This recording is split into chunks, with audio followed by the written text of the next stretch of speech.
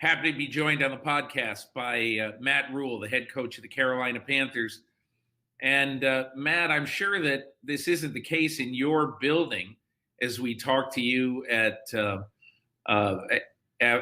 week 4 of the NFL season. You're 2-2, and I am hugely pleasantly surprised for the Carolina Panthers. But you probably don't look at 2-2 as anything to celebrate. But how do you feel about the first month of the season? I mean, it's been a roller coaster. I don't think I probably understood how much not having the preseason, not having the OTAs was going to affect us, kind of getting into it.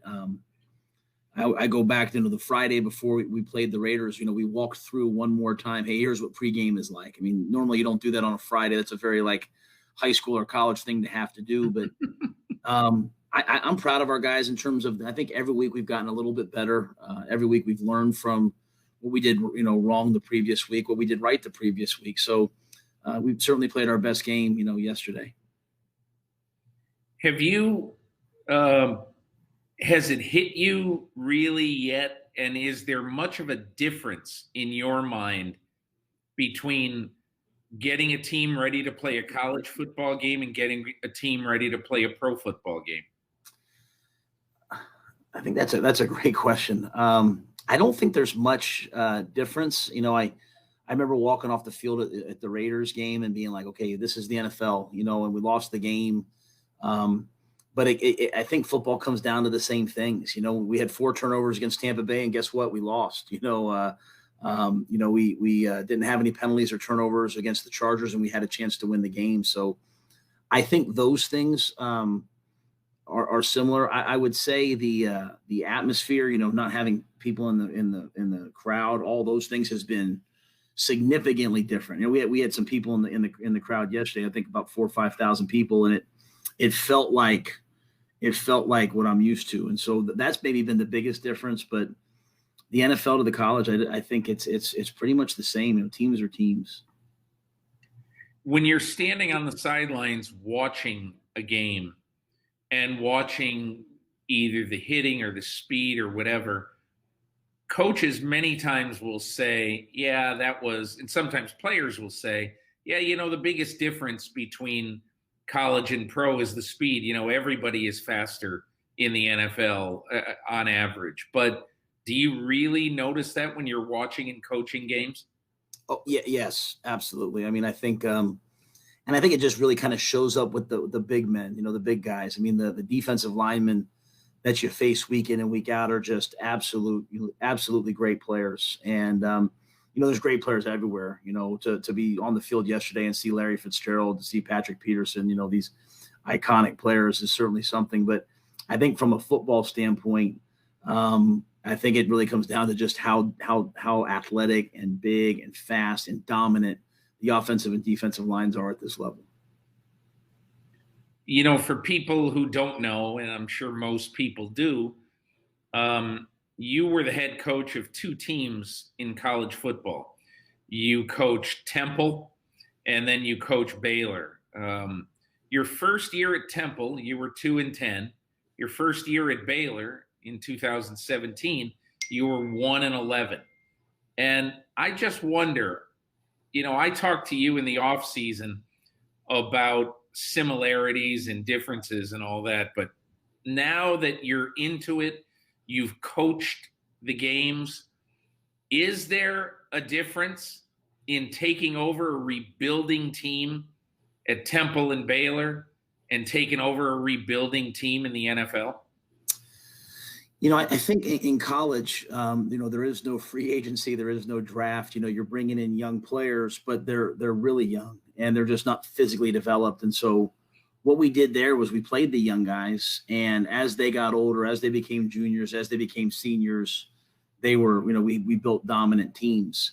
I think for us, coming here, and Marty Herney, the general manager, and myself, just as the roster was changing over in free agency, we knew we had to add a bunch of pieces. As we looked at the defensive depth chart, there were a lot of guys that were gone, and it was like, okay, who's gonna start, who's gonna line up. And so it was free agency, and then it was the draft.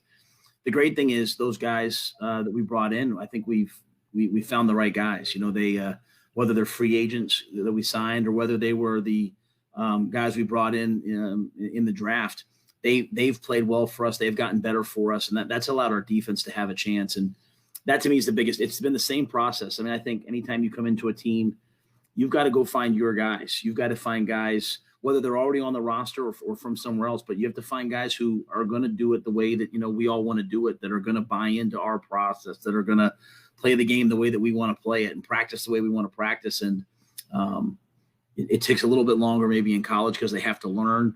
Here we've had nothing but pros, and they've done it really well.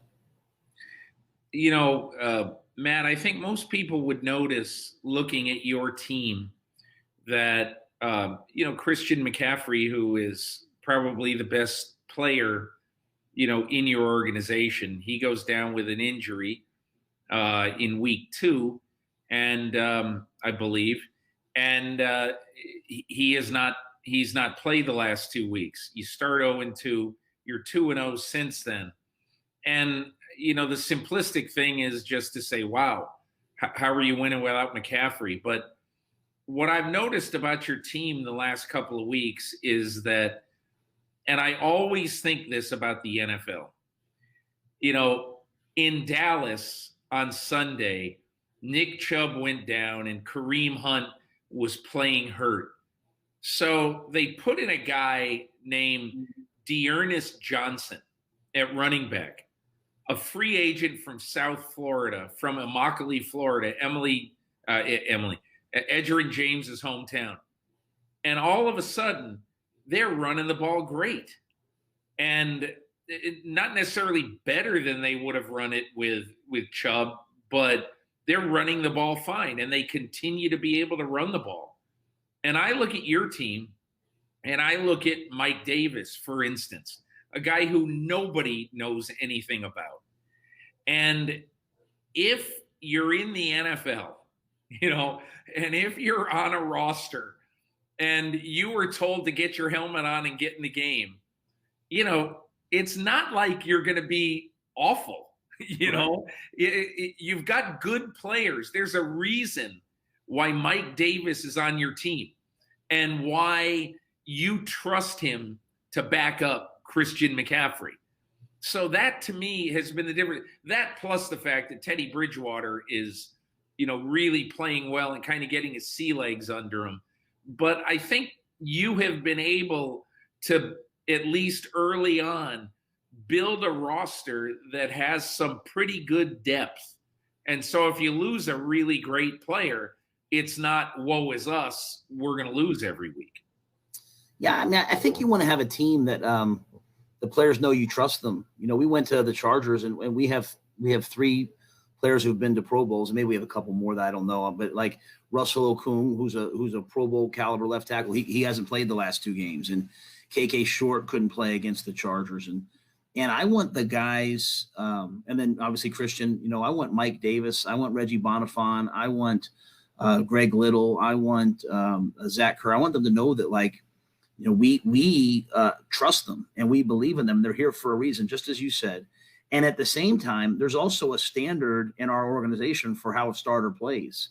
And if you go in there to be a starter, we expect you to do your job and play really hard and play to our standard. And so the more you do that, the more I think it becomes contagious. And I think a part of that is, we kind of practice like a college team. And what I mean by that is like our 2s, we expect our 2s to get reps. We when practice is over, if the two offense stays out and runs through the script one more time, and I expect our coaches to coach our 2s and our young coaches to coach our 3s.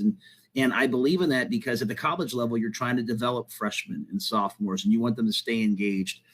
And I look at this level and I say, well, what's the difference? If we can be a place that develops young players, if we can take undrafted free agents and rookie players and develop them, then when they're called upon, they'll be ready. And I'm sure other teams do that. I'm not saying we're revolutionary. That's what I know from being the son of a high school coach and a college coach. And we've come here and done this. And I think our 2s, when they've been called upon, have gone in and they've really done a nice job for us. How has it been for you so far to, this is a huge opportunity for you. This is a huge step for you to come into the NFL and to be handed the reins of an NFL team. With all due respect to Temple and Baylor, I would assume this is just a little bit different, obviously.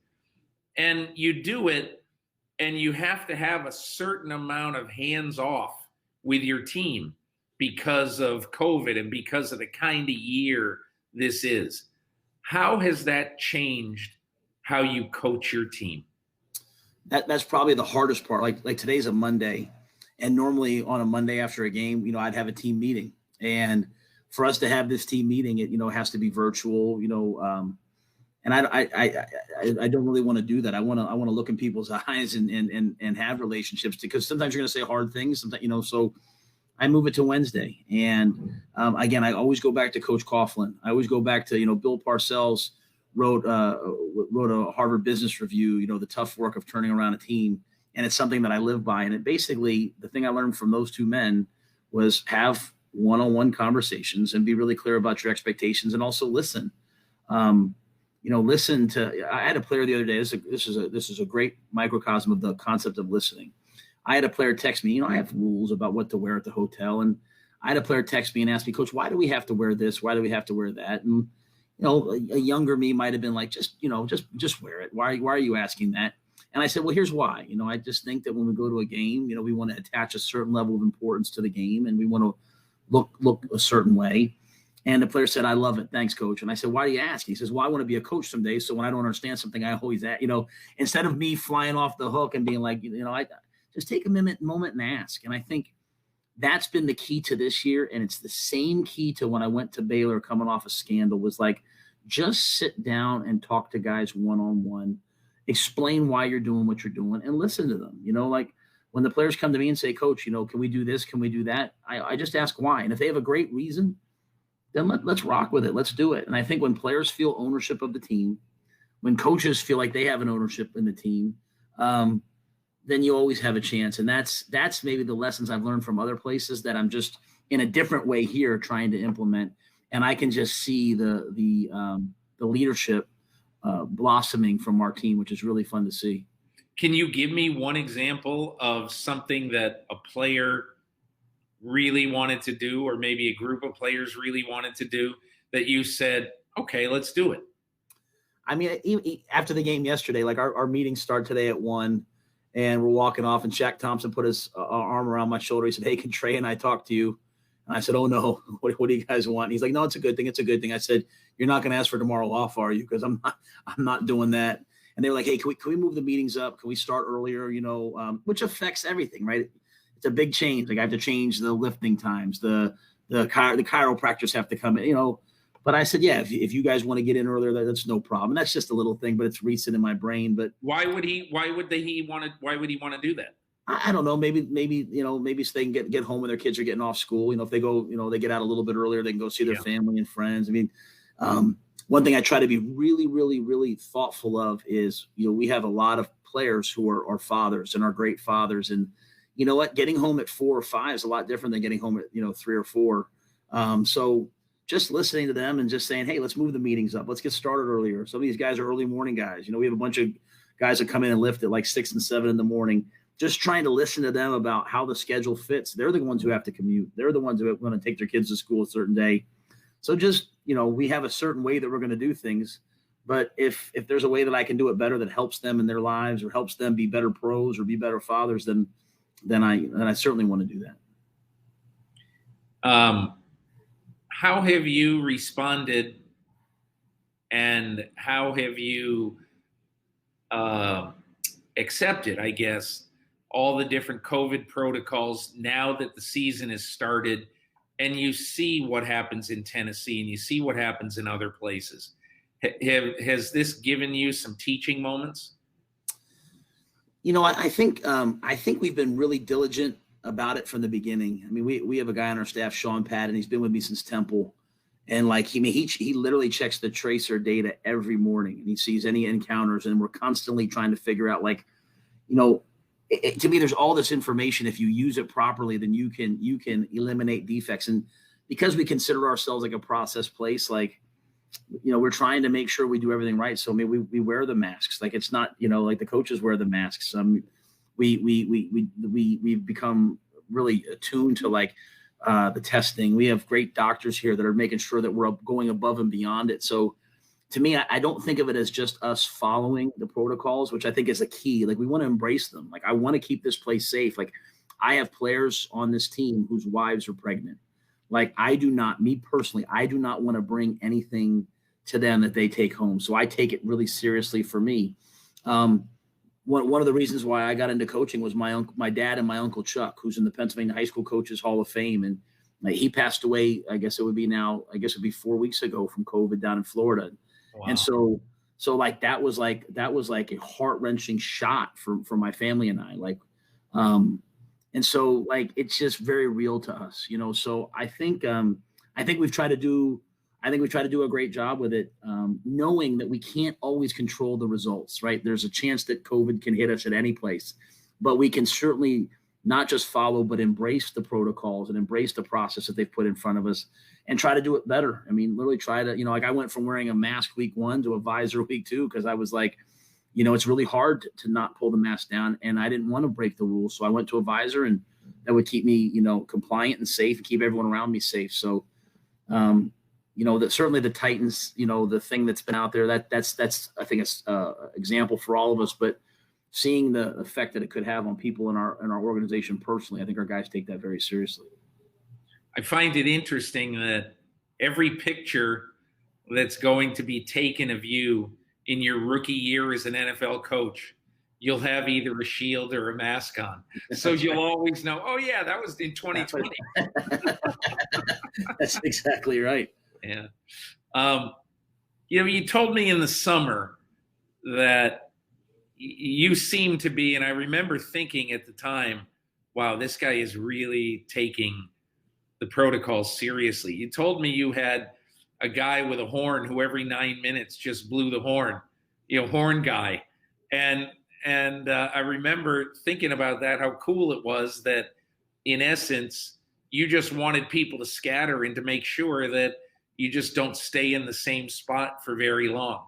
How did that work? And do you still do it? Oh yeah, absolutely. I think now when they changed it, I think the epidemiology says like 15 minutes, together. Right. Viral load. So like we're like at like every 13 minutes or 14 minutes, Sean hits that horn at practice and yells scatter. It's become like a cultural part of what we do. Like literally you'll hear all the players, he yells scatter and they kind of make fun of him. They all yell scatter and everyone kind of walks away from each other and then comes back together.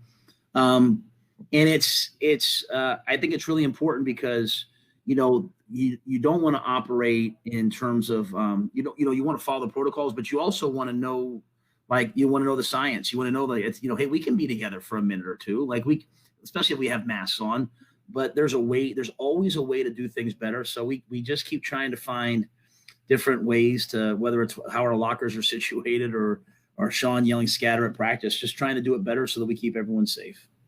You also told me that each player was in a suite during training camp.